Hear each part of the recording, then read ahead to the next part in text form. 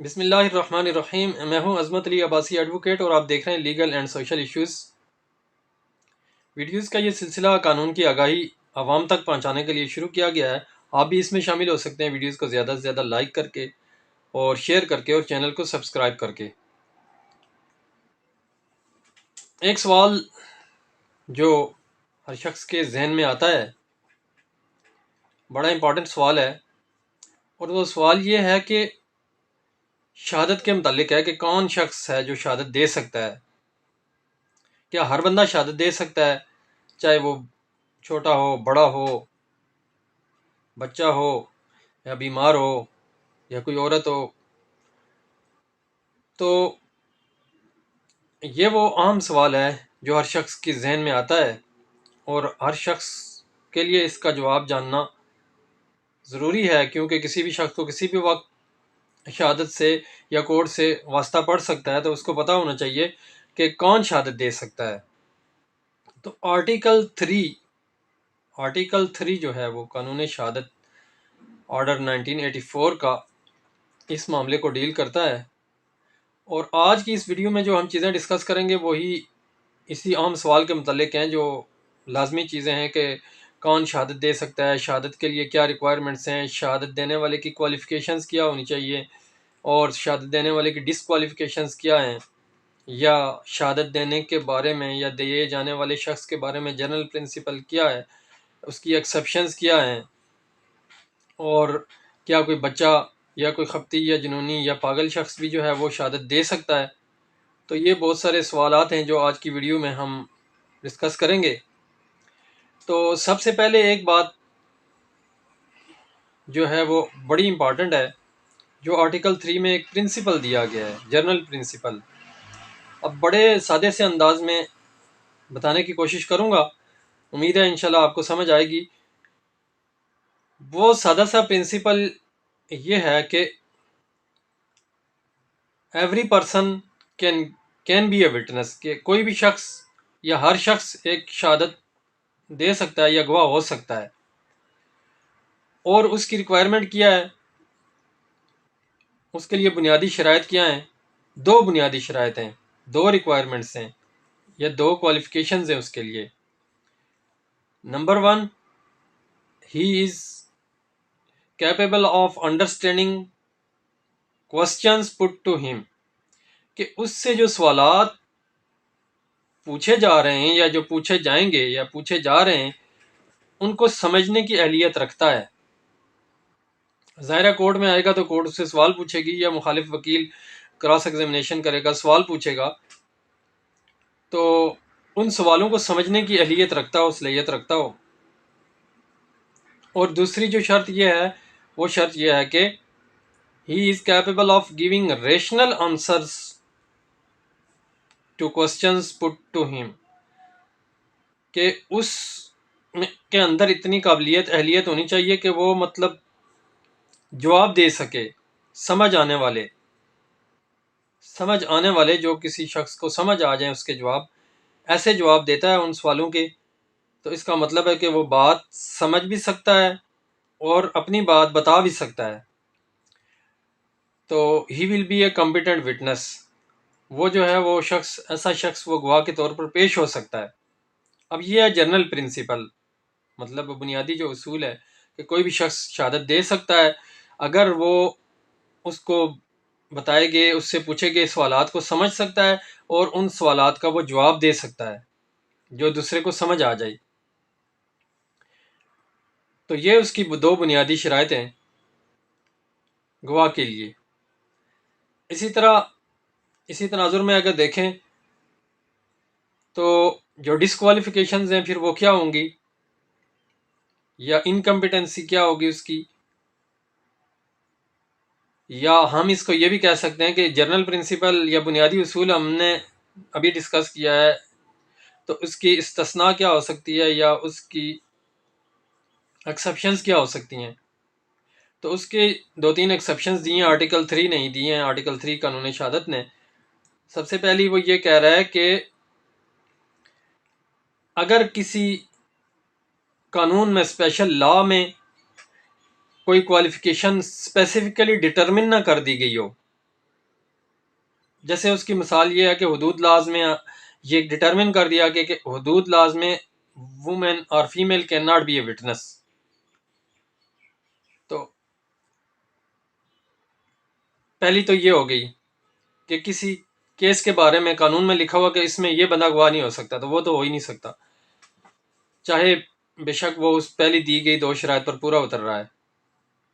اب دوسری بات وہ یہ ہے، دوسری جو ایکسیپشن ہے یا جو دوسری ڈسکوالیفیکیشن ہے اس کی، وہ یہ ہے کہ اس کو جھوٹی شہادت دینے پر سزا ہو چکی ہے عدالت میں، پرجری یا فالس ایویڈنس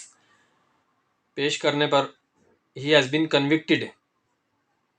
تو وہ بھی شہادت نہیں دے سکتا. اس کے اندر بھی ایک چھوٹی سی ایکسیپشن آ گئی ہے کہ اگر اس کو کنوکشن ہو گئی تھی لیکن بعد میں اس نے توبہ کر لیا ہے اور اس نے اپنا راستہ صحیح کر لیا اور کورٹ اس بارے میں سیٹسفائی ہے، تو پھر وہ دے سکتا ہے شہادت. یہاں پہ کورٹ ڈٹرمن کرے گی اس کی کیپیبلٹی یا شہادت دینے کی جو اہلیت ہے. اس طرح تیسری جو ڈسکوالیفیکیشن بتائی گئی ہے قانون شہادت میں آرٹیکل 3 میں ایک گواہ کی کو جو ڈسکوالیفائی کرتی ہے، وہ یہ ہے کہ he is not able to understand the questions put to him due to his tender age, old age, or any disease or any physical or mental incapability. اب کوئی بھی شخص جو ہے وہ اگر وہ سوال نہیں سمجھ سکتا کیونکہ اس کی عمر بہت چھوٹی ہے، اس کو نہیں سمجھ آ رہی، یا بہت زیادہ عمر رسیدہ ہو گیا اس کو بات ہی نہیں سمجھ آ رہی، یا کسی بیماری کی وجہ سے وہ نہیں سمجھ رہا، تو پھر یہ شخص بھی نااہل ہوگا، شہادت نہیں دے سکتا، گواہ نہیں بن سکتا. اسی طرح چوتھی جو بتائی گئی ہے کیٹیگری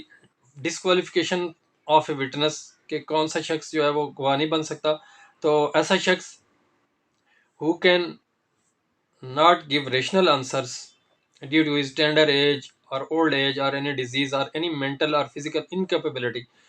کسی بھی جسمانی یا ذہنی معذوری کی وجہ سے، یا بہت زیادہ عمر رسیدہ ہونے کی وجہ سے، یا بہت زیادہ چھوٹی عمر ہونے کی وجہ سے وہ جواب نہیں دے سکتا، ریشنل آنسر نہیں دے سکتا، قابل فہم جواب نہیں دے سکتا، قابل سمجھ جواب نہیں دے سکتا کورٹ میں یا اپنے سوالوں کو، اس کو پوچھے گئے سوالوں کے، تو ایسا شخص بھی جو ہے وہ کمپیٹنٹ وٹنس نہیں ہوگا، اس کی شہادت کورٹ نہیں ریکارڈ کرے گی، وہ he will be disqualified to be a witness. اب اسی کے تناظر میں ایک اور سوال آتا ہے کہ whether a child can be a witness, کیا کوئی بچہ بھی ایک گواہ ہو سکتا ہے؟ تو اب ہم نے جنرل پرنسپل پڑھ لیا کہ کوئی بھی بندہ گواہ ہو سکتا ہے، اگر شرط اس کی یہ ہے کہ وہ اس سے پوچھے گئے سوالوں کو وہ سمجھ سکے اور پھر وہ قابل سمجھ جواب دے سکے. تو بچہ اگر 5 سال کا ہے، 6 سال کا ہے، 7 سال کا ہے، تو کورٹ سے پوچھتی ہے، کچھ باتیں پوچھتی ہے، تو وہ جواب سمجھ رہا ہے اور جواب بھی دے رہا ہے، تو پھر وہ کسی وقوع کے بارے میں، کسی چیز کے بارے میں جس کے بارے میں کورٹ سیٹسفائی ہے کہ یہ شہادت دے سکتا ہے، تو کورٹ اس کا ایگزامینیشن کر کے، اس چیز کی تسلی کر کے اس کی شہادت کو ریکارڈ کر سکتی ہے ایز اے وٹنس. اور اسی طرح